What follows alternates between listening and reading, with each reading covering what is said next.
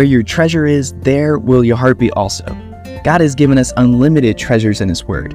Every time we open it, we can discover a new treasure or admire an old one. What will we find today? Here's Carla Early with Treasure Hunt in the Word.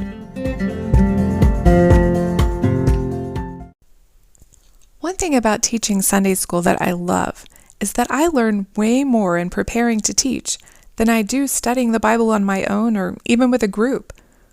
So when I get an opportunity to teach, I dive in. Last month, I got to teach a Sunday school lesson on Acts. Of course, I've studied Acts multiple times, and you hear a podcast each week on things I've learned from those studies. But each time, God impresses something different on me. So of course, I have to share. In Acts 9:5, I realized something about Paul, who was named Saul. We mostly know Paul as a zealous preacher and missionary, sharing the gospel all around the ancient world. But before that, he directed his zeal to persecuting Christians, or followers of the way, as they called themselves at that point. Oddly enough, even then, God used Saul to spread the gospel. His intense persecution of the Jerusalem church caused Christians to disperse, taking the gospel with them, beginning to fulfill Jesus' promise from Acts 1:8 that they would be his witnesses to the ends of the earth.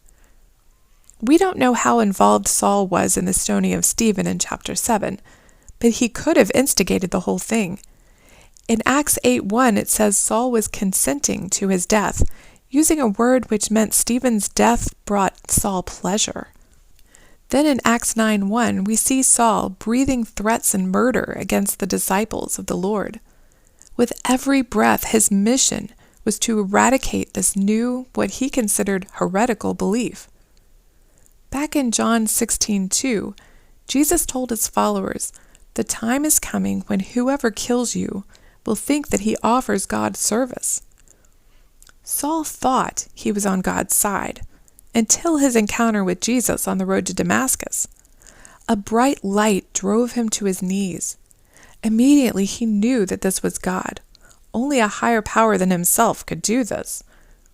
Now, usually in the Bible, when someone encountered the Lord or even an angel, God would begin with a reassurance of, "Do not be afraid." But Saul could have guessed that he was in trouble because he didn't get that. He got an accusation instead. "Saul, Saul, why are you persecuting me?" Of course, in his mind, Saul hadn't been persecuting God. He'd been eradicating heretics like the scriptures prescribed.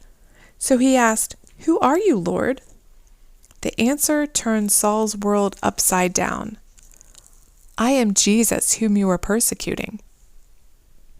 You can almost hear the wheels turning in Saul's mind, pieces of the puzzle starting to come together as Saul realized he was on the wrong side. Likely his teacher Gamaliel's comment rang through his mind.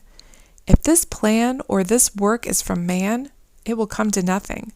But if it is of God, you cannot overthrow it, lest you even be found to be fighting against God. Immediately and obediently, Saul, wanting to be on God's side, replied, "Lord, what do you want me to do?" Jesus directed him to go to Damascus and await instructions. He gave him 3 days to process what had happened.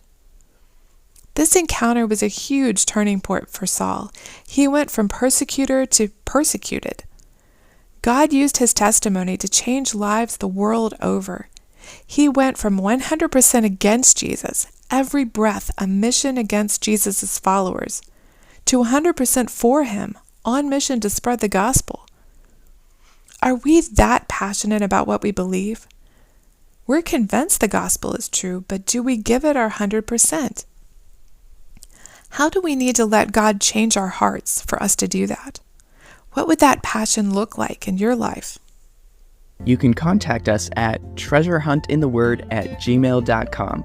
We'd love to hear the treasures God has given you through His Word. You can listen to other episodes on our website, which you can find in the description below. Thank you for listening, and remember, where your treasure is, there will your heart be also.